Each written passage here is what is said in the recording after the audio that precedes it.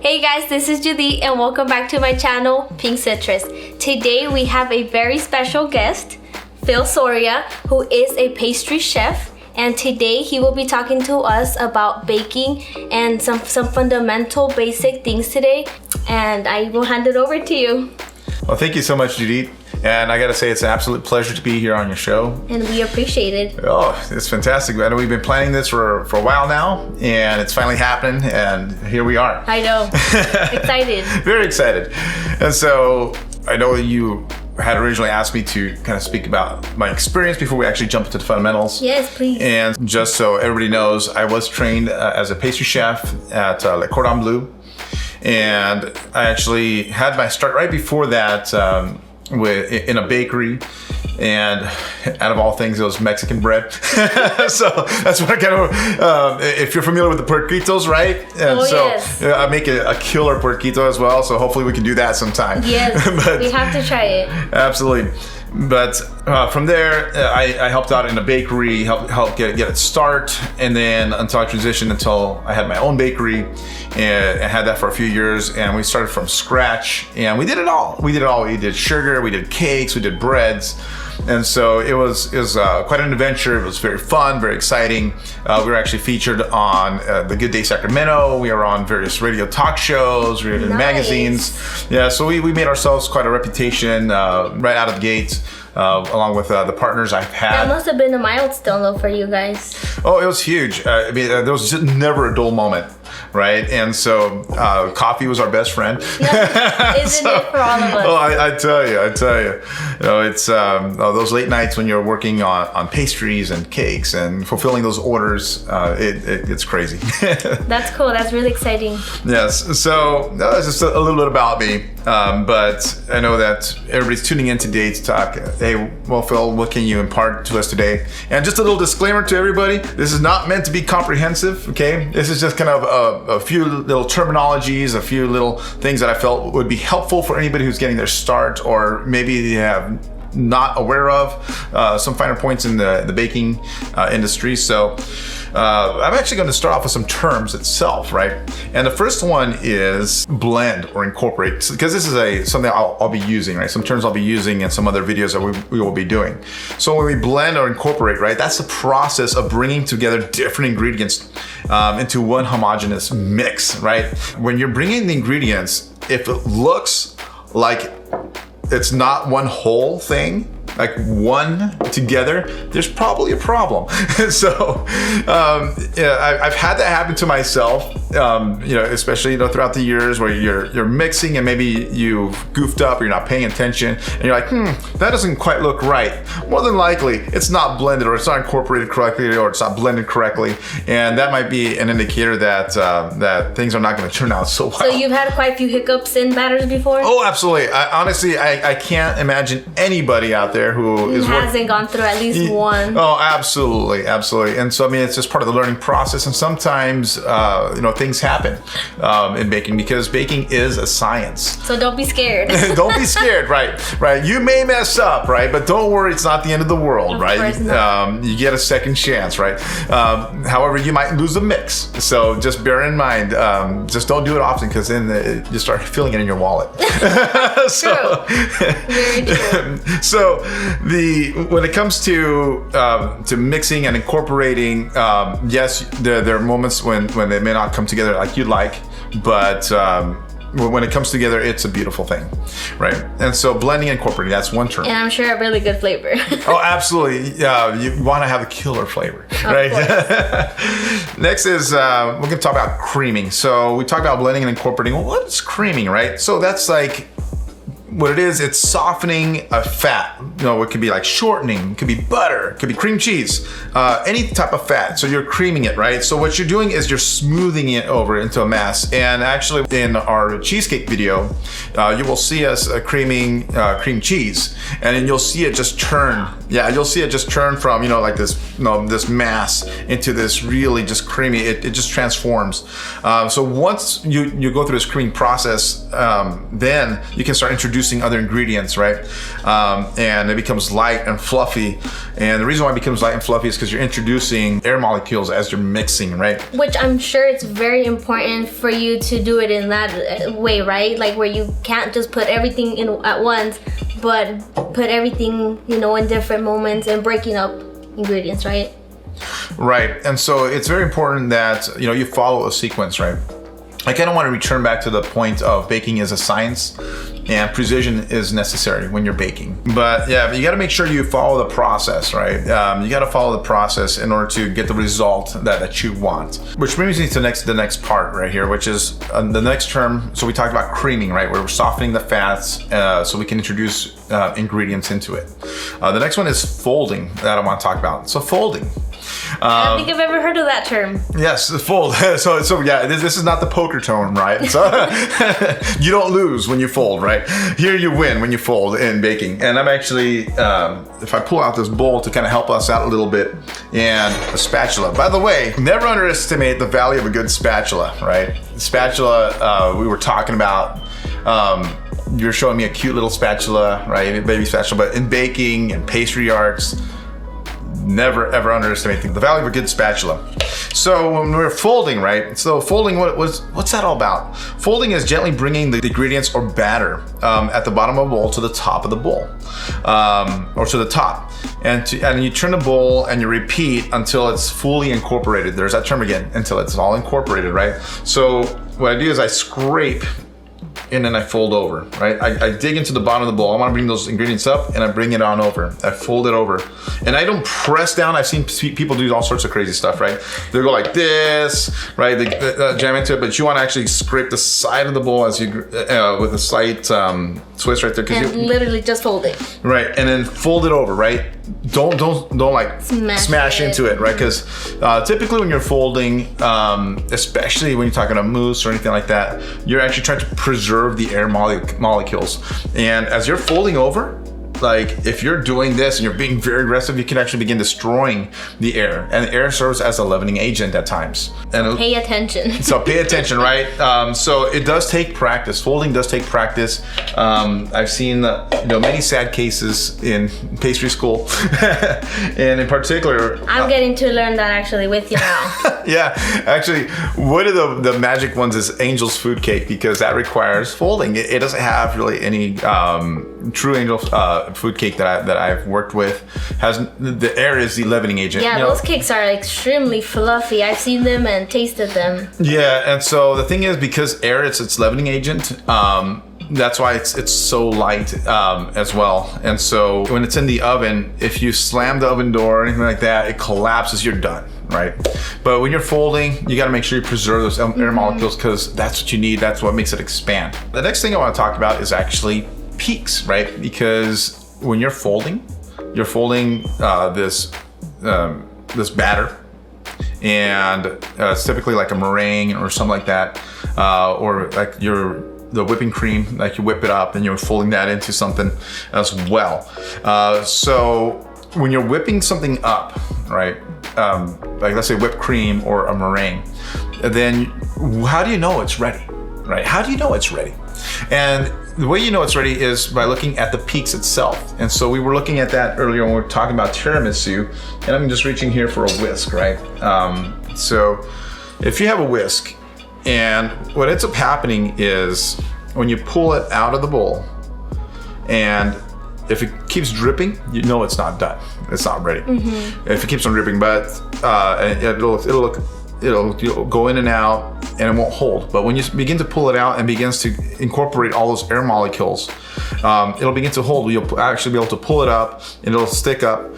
And if it folds over completely, so it's kind of folded over slightly like that, then it's typically a soft peak. And you got also what's called a stiff peak, right? Or a hard peak. And these peaks is like they're standing straight up, right? Straight up. That means like, boom. And if you go past that, you break it. It's don't do that, right? Because otherwise you're gonna start over again. So once you go that far, you can't come back. You're done. Yeah, that's the point of no return, right? So stiff peak, right?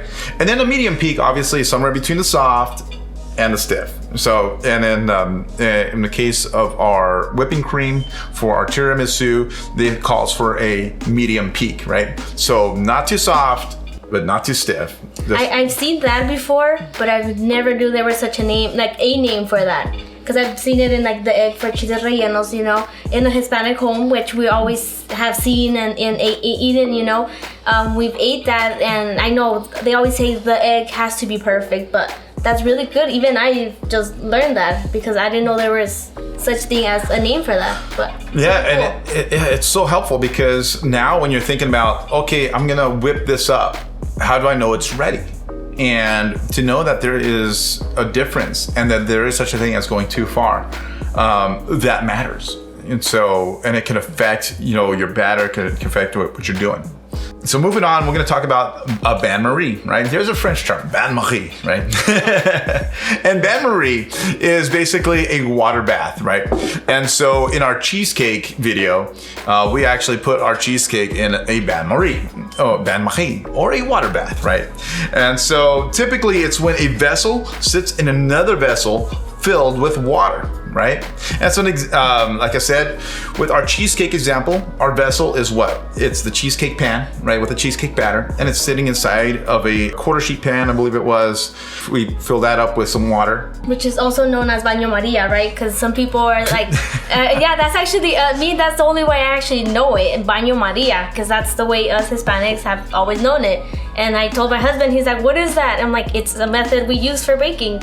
I use it in flanes, you know, but that's really cool. And I just wanted to say that because I'm like, people can be like, what's that? And we never know that there's another name to something we already know of. But thank you for sharing that part. Absolutely. So a lot of people commonly will call it, oh, it's a water bath, okay? But the French culinary term is a bain-marie. And how funny, right? That's very similar, right? Because they're all romantic languages, right? French, English, Spanish, and so they all come from Latin. And so go figure, right? Baño Maria. So it's a very funny thing. A bonus term I'm going to throw in today, although we're not going to be dealing with this in a set of videos that we're doing, is actually proofing, right? So proofing is a term for breads that we use when we're making breads actually itself. And so in a bread formula, what proofing is, it's the amount of time that I allow a dough to rest. Okay, when it's resting, right? So I will bring together the ingredients. I will knead that dough, and then I will actually shape it into this ball. I'll put it into a bowl, cover it with plastic perhaps, right? And I will let it rest. What's it doing during that time? So during that proofing process, or what it's doing, it's actually allowing the yeast to activate. And what we'll end up seeing is that yeast will begin to release carbon dioxide, right? So these happy yeast will eat and then they release gas. So that's what they do. That's interesting. Yeah. We laughed about it in school, and it's funny because it does smell as well. Go figure. But so as they're releasing carbon dioxide, right? They're releasing this gas, right? It's gonna. Folks at home, you're gonna rethink the way you think breads, right? It's like, how do they get all nice and fluffy and big and like that? Well, so appreciate your bread too. Appreciate your bread. Appreciate that yeast. You need to be patient with. I'm sure you guys and you as a pastry chef, you've had to be patient with doughs, with leaving some things on the side and then going back to baking later on for that specific, and you work on other things, you know, at the same time. But that's really good. Absolutely.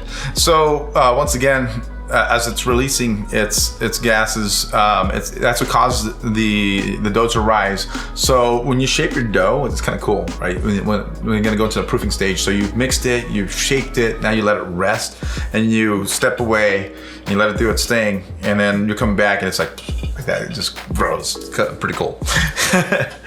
So another good term to be familiar with, right? It's kind of cool. It's a French term. And it's actually a culinary term. It's called Mise En Place. Mise En Place. All right, and that's spelled M-I-S-E. and then en, and then place, or spell like place, right? Mise en place. So what does it mean? It means it's French for putting everything into its place, right? Putting everything into its place. And so it's very important because it's a very scientific process, because baking is delicate. That means whether you're cooking, right, you need to have a place, right? So you need to set your stage up. You need to set yourself up for success. So everything is in its place, right? And as a side note, right, it's always good practice to clean as you go. Okay. Definitely. Absolutely. So I highly recommend that. Absolutely, right. The last thing you want is anybody getting sick because you did not take care of that spoon or that spatula, right? And so, or fingers going where they're not supposed to, right? And going right into the food. Okay, do not do that, right? We actually in pastry school, there's a whole section that we cover. I think we should tell them is like one of those things like do not try that at home, okay? Just because you never know what might happen. Absolutely, do not do that at home. And so putting everything into place means, you work within your space, right? And so it was pretty cool because in school, we had our space and we had to understand how to work in a very organized, very structured way and putting everything away. So we measure. We set our ingredients, we mix it, we work with our ingredients, and we're putting things away as we're done with it, right? And so it's very cool. Anybody who takes baking seriously or pastry seriously will also take organization seriously as well, because it sets you up for success. The last thing you want, folks, is you're there at the moment, you're like, wait a minute, where's that salt? Oh, forgot it, right? And heaven forbid you need the salt right in that moment. So be organized. Be organized, right? We're gonna come back to kind of what we were talking about earlier, and that's baking is a science, right? So baking is a science. When we talk about baking, believe it or not, the appropriate way or the best way to go about something in baking is not to go after recipes. We go with formulas. And so we use formulas, not recipes. Well, what's the difference? I'll tell you what's the difference. So the best I can say is baking is a science that requires precision and requires consistently creating a product, right? You want that tiramisu to be the same every single time, right? You want that cupcake to be the same every time, right? That icing, the last thing you want to do is like, it tasted better last time. No, it should always be awesome. Yeah, it's like, oh man, that tastes so awesome. And so the cheesecake that we're making, right? You took a little taste of that, and I'll tell you, every single time I taste it, I'm like, there's that flavor, right? It has to taste the same. It has to taste the same, right? What a recipe is, a recipe will give you a list of ingredients that you need, okay? And it'll give you instructions on how to create the food item, okay? The results, though, will vary from batch to batch depending on the person. And yes. How is that? Well, the thing is, let's say that the recipe calls for a dash of this or a little bit of that, right? Or maybe they want to make it a little bit more, but they don't know how to scale the recipe. Mm-hmm. And so you will get differences, right? It's like, why does the, la vecina's caldo taste different from the otra vecina's caldo, right? And the reason why is because everybody has their own way of doing it. Although they may use the same ingredients, yeah, it will change. It'll be different. And inaccuracies actually due to each person measuring ingredients amounts and the timing of it differently. So maybe a pinch of something may be a pinch different for somebody else, right? Maybe because they have fatter fingers. I don't know. Very true. One pinch for what? She's got skinny fingers and the other has fat fingers, right? And God bless all hands. And so they're feeding you at the end of the day. Right? And so a pinch is not a pinch, okay? It's all different from person to person, right? Even like when you're scooping like flour, right? You say, a cup of flour. You take the scoop, right? And the way you scoop it might be different from the way somebody else scoops it, right? I did not know that. Yeah, absolutely. So you could take that same cup, and I guarantee you that the way you scoop it will be different from the way somebody else scoops it. Somebody might pack it in, and that's true. Somebody else, or somebody you always see somebody like packing it and like, okay, hold on, more fits in there. Yeah, exactly. Or somebody will be like not carrying as much. That seems right. Yeah. Okay, and so that's why things will be different too, from person to person. Okay. Now, in comes in the formula. what's the difference between a recipe and a formula. So now we got a good base of what a recipe is, right? But a formula will actually give you a fixed set of ingredients listed in percentages and by weight. Okay. I know, I've had to learn that with you now, because I've never done anything with the scale, so I just came to learn how to use one. But it's actually, I think now that makes me really want to work with the scale. I just want to say this, because I know before you got here and that we started using this scale, I was in my mind for months probably, I know I've had a scale, but in my mind I'm like, is there any way I can put a bowl on top of this and then take off that weight and then start putting things? I'm like, no, I don't think that's possible. And I came to find out he's trying to take off the weight, and I'm like, what are you doing? He's like, oh, I'm taking off the weight of the bowl. And I'm like, are you serious? You can do that? I did not know I could do that. Yeah. So all this time I've been questioning it, like, but I highly doubt it. It's just me thinking about it, but yeah, that's really cool. Yeah, so I'm actually going to be talking about scales right now when I finish up with the formulas. So I got a few more things to talk about formulas, but we're going to be talking about scales in just a minute. So stay tuned for that. So we actually weigh everything out. Okay, so what a big difference from scooping something up and that looks about right to actually saying this is precision, this is how much you should take. I'll tell you this much.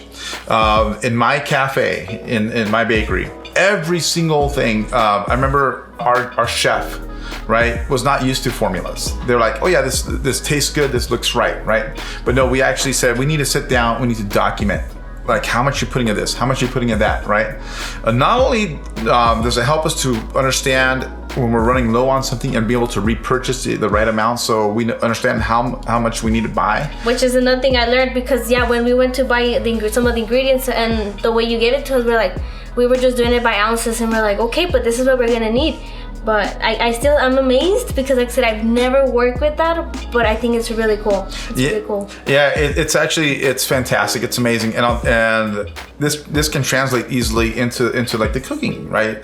So if you make that caldo, right? I go back to caldos. Maybe it's the season. I don't know. I know. Right? Menudo, pozole. Menudo, pozole, right? Oh gosh, that sounds so good right now. Oh. But imagine, right? You make it perfect, but what a shame it would be if you cannot replicate that, right?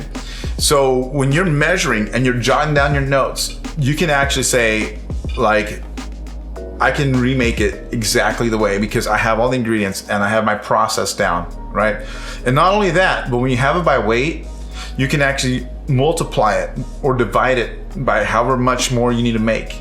So now not only can you replicate that flavor, but now you can actually make it bigger or smaller as well. You can shrink it or make it larger in size. Let me just share this really quick story that I know I was actually talking about it probably like a few days ago, and this was regarding menudo.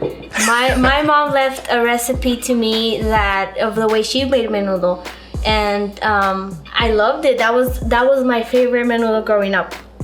So one day I tried to make it, because my brothers were like, you need to make it. We really want to eat menudo. And I was like, okay, for sure. I used all the ingredients she used, everything the way she did.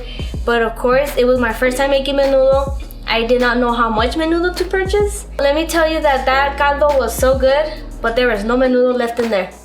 The menudo disappeared because I didn't know how much to buy. And I'm telling you, the caldo was really good. It was enough, the pot was full, but the menudo disappeared. And I mean, I didn't know how to buy it. I didn't know how much to buy, and it shrunk. It all shrunk and it disappeared. And so yeah, I believe that it really matters how much you're buying and the formula. I agree with that. Definitely, and what a story! My goodness, I bet it was good. Yeah, the caldo was good. Yeah, and for those of you who do not speak Spanish, caldo is broth. So when you're processing, right? You have your processing instructions. So it's not just your ingredients by weight, but it's also instructions, right? Like boom, boom, boom. This is what you're gonna do, X amount of time. So there's precision, right? Because some things may need more time, some things may need very much less time. It all makes a difference, right? Now there's a kind of an old joke, right? And it's like, well, I have a ton of bricks in one hand, and I have a ton of feathers in the other hand. Which one weighs more? They're the same thing. They're the same thing, right? Because they both weigh a ton. Okay, and so if you're didn't catch it, you might say, well, the feathers, right? No, they both weigh a ton. Just because one is softer than the other, but they weigh the same thing. Exactly. So weight matters. So like once again, can't emphasize how important that is, especially when you're dealing with bakery or pastry in the pastry arts. That's actually one of the first things they teach you in pastry school is how to understand and be able to read a formula. So pretty cool. So let's talk about weights and scales. Right here I have a scale that I bought pretty recently.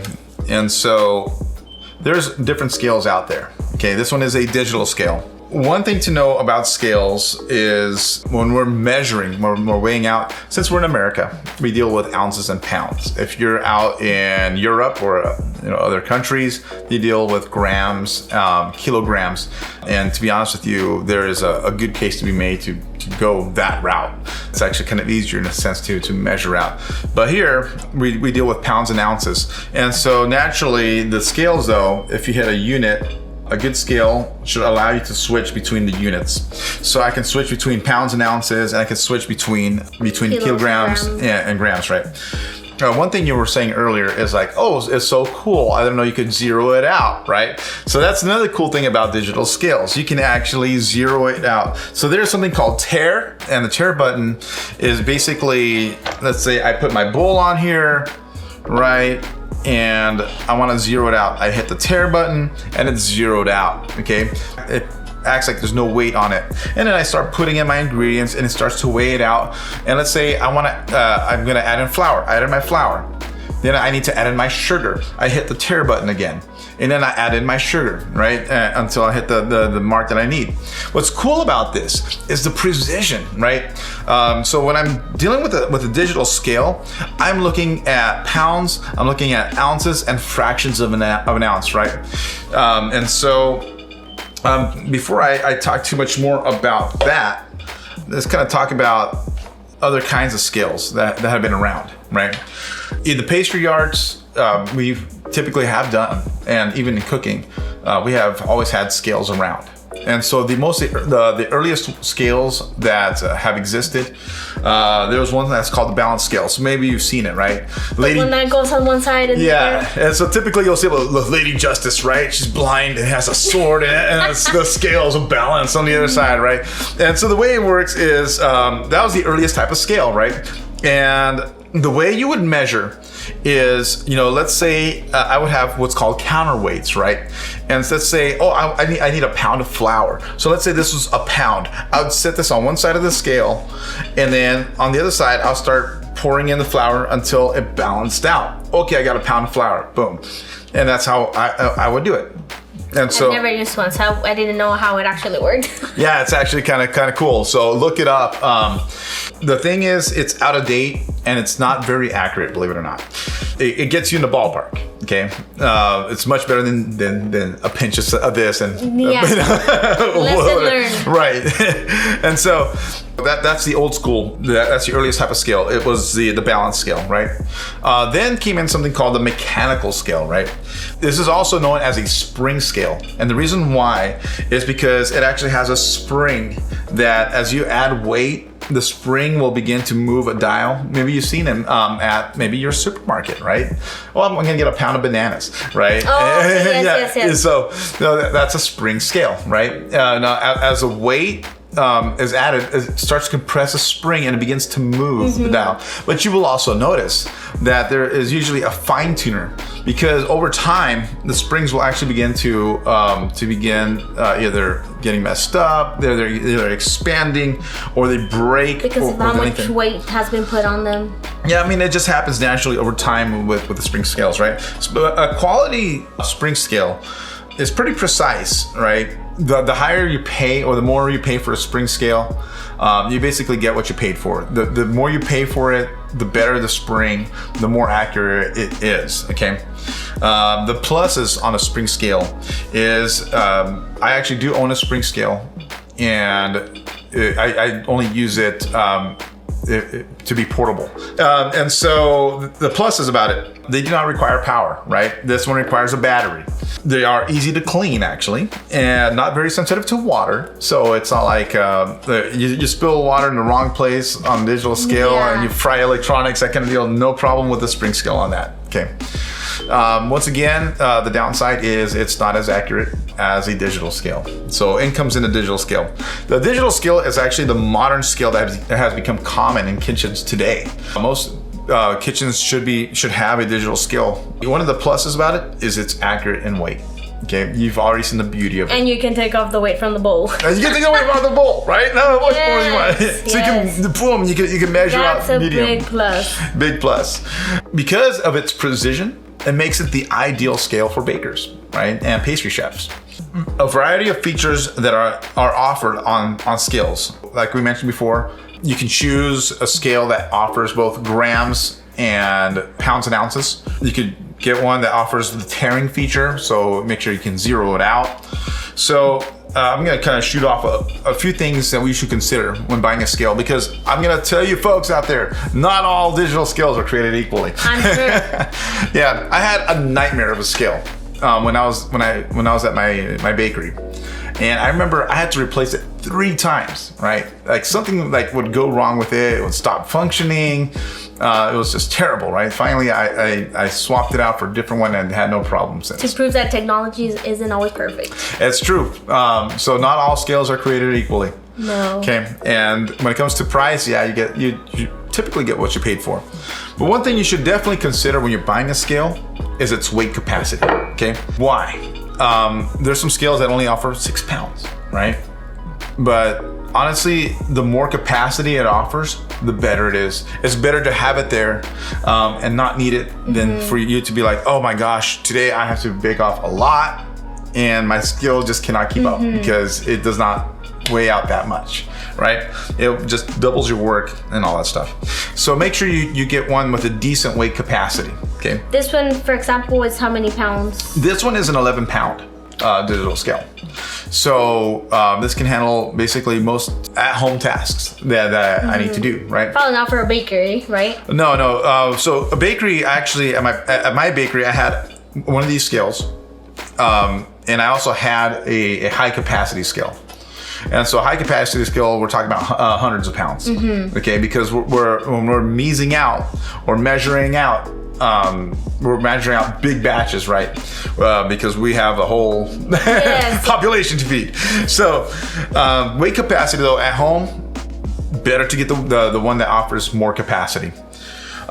Something else you need to consider when you're buying a digital scale, it's its fine weight unit measurement. What does that mean? It means the smallest digital weight that you can detect on there. So on this scale, you probably noticed that it goes down to the 0.1 of an ounce, right? That's what you want, right? You don't want something that just measures where the lowest one is an ounce, 2 ounce, 3 ounce. No, you want the fractions of an ounce. I'll tell you, it makes a difference, right? The precision makes a difference. Okay. I learned that today. So how small of a unit can it detect? So you want that sensitivity of detection. You want something that has multi-weight options, right? Pounds and ounces, kilograms, pounds only. Yes, there is something that you have not seen yet, and that's the pounds only, right? That's where you write the ounces into a fraction. So we're not going to get too technical about it. We don't want to, make your head spin. It's a lot of information, but yeah, make sure that's available too, because that's pretty cool. The size of your weight platform, right? So like we were talking about earlier, the size of your weight platform itself. You want to be able to set a bowl and still be able to see the measurement on there. I've seen some of these tiny little scales and oh my gosh, right? It's like you're trying to balance things on it and it's like terrible. You can't even see the number on there. Can't see the number, and you're like trying to squeeze without having it fall, and if it pushes too far, then it throws off the measurement. It's horrible. Make sure your platform is a decent size. And so another thing to consider, believe it or not, is actually the actual display itself. You want a nice, generous looking display because you want to be able to see the actual display itself. To understand the numbers. Absolutely. And lastly, but not least, Let me see, turn it on. How about a backlit, right? Because there are scales that are not backlit like that, right? So you want something that's actually that lights up and that you can easily see it. Here's a pro tip for you. Ready for it? Make sure, here we go. Make sure you always have fresh batteries, because the last thing you want is for it to die on you in the middle of a process, and you don't, heaven forbid, you can't continue because you can't measure out your ingredients. Or have a second scale with a new battery. Bingo. Which we also learned today. Yes, absolutely.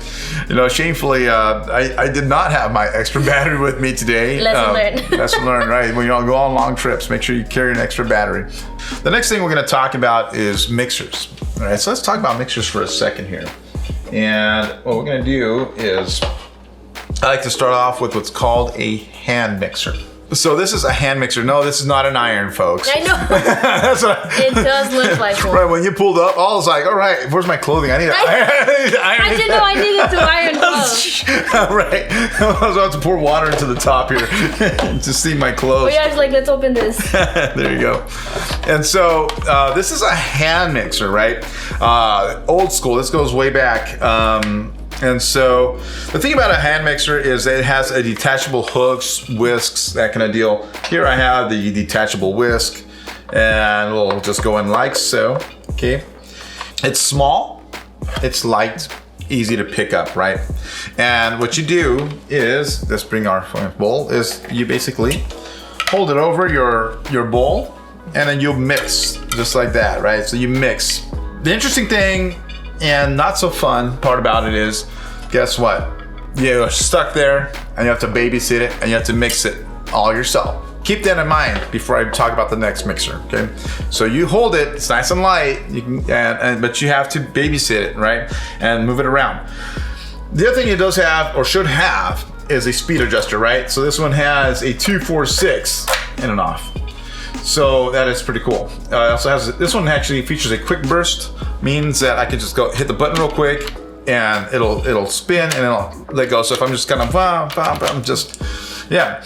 Never used that feature before. Yeah, so you would actually use it if you have like, you're dealing with a lot of flour and you're incorporating something and you don't want it all to just, you know, puff up real quick. So you just kind of like burst You want to do it bit. at your own pace. Okay. Absolutely, absolutely. So you kind of want to be able to control that. So speed adjuster, detachable attachments, and you hold it, right? And we're gonna set this one aside over here somewhere. Set the iron down. Oh yes, there. Oh, actually, we should. So, because of its reliance on the operator, it will not incorporate naturally all of the ingredients. Right, you have to move it around. You can't just sit there and say, no, watch your favorite TV show and just no. Like, you can't. You have to watch your ingredients. The other downfall to the hand mixer, it's not as powerful as your regular stand mixer. Because it's not as powerful, it will actually wear out quicker than your standing mixer. Especially if you're dealing with heavy doughs or heavy batters, that's gonna put a lot of work on the motor and it'll actually cause it to even wear out faster. So do not try that at home. I know, I feel like we're saying that a lot. Do not try this at home, but do try this, right? When mixing, also you cannot multitask, right? So that's the downside. It comes in the stand mixer, right? So the standing mixer, which you will see us using in the cheesecake, right? So there's a few types of mixers that are standing mixers. So there is a tilt head, which is the one we used in our cheesecake video. So the tilt head, basically the head goes back, you put the attachments that you want, and it goes right into the bowl to mix, right? My preference is actually the bowl lift. And that one is, instead of being a tilt head, you actually lift the bowl, right? And that's actually very similar to the industrial size mixers because they're bowl lifts. And they actually have motors that will lift up the bowl itself, right? I think I need to see one of those. Yeah, it's very, very, very cool to watch, right? And even those, there's different types. There's something called, I won't talk about it today, but there's something called a planetary and a horizontal mixer as well. So interesting. Yeah. So they all have their place inside of the industrial kitchens. But for you at home, right? You do not need a planetary mixer. I'm sure. If I've never heard it, I don't think so. Right. And so what we see though these days is the standing mixer, right? With the bowl lift. You'll be able to lift up the bowl. And they typically will have, they come in different various bowl sizes, right? They'll have like a 4.5 quart, they'll have a 6 quart, a 5 quart, and so on and so forth. What I recommend is get the one that offers the bigger bowl, hands down. Why? Goes back to the same as a scale. It's better to have it and not need it than to need it and not have it. Because the last thing you want to do is go out and buy another, $250, $300, $400 mixer, right? Just because you can't meet whatever the demand is. So I do prefer a larger bowl mixer for my home usage, just because I like to have the ability to mix more if I need to. It comes with what's called attachments, right? So attachments are your hooks, your paddles, your whisk, right? And so I have here a paddle attachment that goes to our KitchenAid standing mixer. And so there's your paddle attachment. And we're gonna talk about that more in just a sec on the attachments. The cool thing about standing mixers is they can actually come in with additional attachments. So maybe something you don't know is I have actually had the very top of the mixer, there's like this removable piece, right? And there's other attachments that you could place. So you could put in to roll your pasta.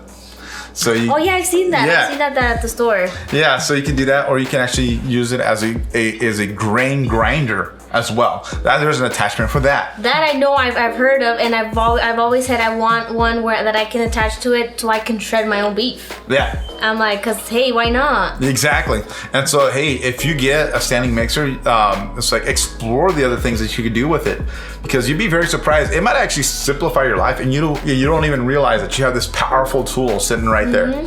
It's very helpful because what I love about the standing mixer, is I don't have to babysit it, right? So it actually makes me faster in the kitchen. How so?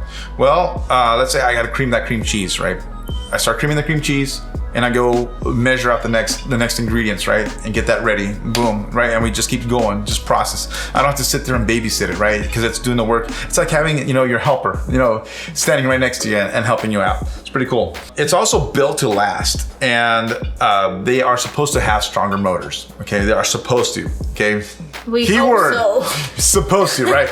Make sure you do research when you're looking at your standing mixers. Yes. Because yes, I have gotten I won't name the brand, right? I'm not gonna bash any brands out there, but there is a certain name brand out there that let me down in a big way, and the motor burned out, and I was like, what? So I'm sure it's look at reviews, look at comments, look at testimonials of other people that use them. Absolutely. Before you purchase it. Big time. Yeah, that's the last thing you want to do is, you spent $500 on the mixer only to find out like the motor was horrible. And these days people are good at leaving reviews. You want to look for those reviews of the professionals that have used it and say, yeah, this was terrible, or yeah, this is kept up with my work pace. Another thing about mixers is that they will incorporate all your ingredients evenly. Okay, so you don't have to babysit it. It'll do that by itself. Okay, it has multiple speeds to choose from, or it should. Okay, it should. And then there is one thing about mixer, and is that they are typically heavier than obviously your hand mixer. When you buy your stand mixer, find a home inside your kitchen where you want it to stay. The last thing you want to do is you want to be going back and forth, moving it around. The best thing to do is just find a home, a space inside your kitchen, and say, this is going to be where I'm going to be doing all my mixing. Does moving it around affect the motor or anything? Or I wouldn't say that. I'm not an expert expert when it comes to that. But I mean, the last thing you want to do is the bang and wear and tear on your mixer. True. Honestly, just keep it in one spot and say this is where we're going to do our mixing, and that's where it lives. Either way, they're pretty heavy, so. Yeah, they are heavy. And save yourself, unless you want to work out, I guess. True. So the last items that I'm going to be talking about is actually attachments. The attachments that go on the mixers. So what do these things do? So there's something that we do not have here today, and that is called the hook, or the dough hook. All right. And so there are two types of hooks out there. The first one is called the C hook. Okay. And a C hook, just like it sounds, looks like a C. Okay. Believe it or not, that was the original KitchenAid style hook, because that would come with a KitchenAid. And what it would do is actually, it came standard with all the tilt head mixers. So all the tilt head KitchenAids, they had a C-hook. And they came with it. Mm-hmm. Yeah. And so some bowl lifts may have it, but what it does, it needs the dough, right? So this dough hooks are exactly for that. They're for dough, for bread dough, right? So when you're making the doughs, it will spin and it'll actually knead the dough. It'll push the dough like it against the bowl. tangles it, and then at the same time it's cleaning off the bowl, right? Yeah. So basically, what it's doing, it's actually pressing that dough against the sides of the bowl, right? Because it's like this motion, right? The way you compare it in bakery is when you're kneading the dough like that, and you're pressing it, right? You're pressing and you're rolling it against the table. Well, that's what the KitchenAid is doing, or the mixer is doing, but it's pressing it against the side of a bowl. Exactly. So the other one is called the power knead, or the spiral dough hook, which is my favorite, right? And it looks like a corkscrew, so it's like kind of like this. And what it does, it also kneads the dough, but it's also pushing the dough down towards the bottom as well. Interesting. Yeah. And so you'll find it on a larger capacity mixer. And you'll find it on bowl lift mixers. So in my bakery, we had a spiral hook that went on our large Hobart mixer, right? And so, it would scrape the bowl, not scrape the bowl, but it would knead the dough against the sides of the bowl and push it down. And it was kind of the cool thing to see because it'll wrap itself around the hook. You see it just being moved and manipulated. Very cool. By the way, when it comes to hooks, only use the hooks on the mixer it came with. Because if you try to swap out, attachments or hooks onto mixers that it doesn't go with, and you try to force it, you might break your mixer. Interesting. Yep. So stick to the brand that you buy any of those supplies from and use it with that brand. Exactly. And so only stick with the brand that it goes with. So the next one is called the whisk, or also the wire whip, right? So here's like kind of the baby version of that, right? The wire whip. And so it's typically made of aluminum, and it has like a hub made of burnished aluminum. Its stainless steel version is dishwasher safe, so if it's stainless steel, you can actually put it in a dishwasher. The main purpose is to incorporate air molecules, right? So it's very important. What am I doing when I'm getting an attachment? Everything serves a purpose. And so what a whisk does, it's supposed to be incorporating air molecules. So consider that before using it, right? Because there are doughs or batters that will require you not, or to minimize the amount of air you're incorporating into it. And you might be doing more harm than good by incorporating all these air molecules into your batter or your dough. Which I also learned of today. So much learning going on. Yes. I am learning from this too, because I love cooking. I loved baking for years, but there's so many things that I'm like, I did not know that. I didn't know that mattered, and it's like, it's really important because I personally believe it's very important, because sometimes like actually something that he did teach me too, that with incorporating, like you said, ingredients, it's not just about throwing everything and let it all get mixed. No, it makes a big difference. The liquids, the powders, the flour, whatever it is, or even like softer things, like butter if it's not melted. Because I know there's some recipes that you need to have your butter not melted, and it has to be with a certain texture. Mm-hmm. So I'm sure that it makes a big difference. But yeah, I'm learning. Absolutely, and we hope that you at home are also learning something today. Yes. All right. So the last attachment I'm going to talk about today is called the paddle attachment, or also known as a flat beater. Okay. It is actually multi-purpose, and it's used for heavy mixtures. You can mix like cake batter, cookie batter, frostings, and so much more. So it's useful also for what's called the creaming process, which we talked about earlier, or incorporation as well. So when you're creaming your cream cheese or whatever you're doing, your butter, your fat, you're typically using a flat beater or a paddle attachment. And that concludes the portion I brought regarding the fundamentals of baking. And which we appreciate. I personally appreciate. Thank you for coming and sharing. You come from hours away from here in California, but I appreciate it. Like I said, I've learned And I hope each and every one of you guys learned something from this too. And if you guys enjoyed this video, please subscribe, like, and share. And we will see you beautiful people on the next one.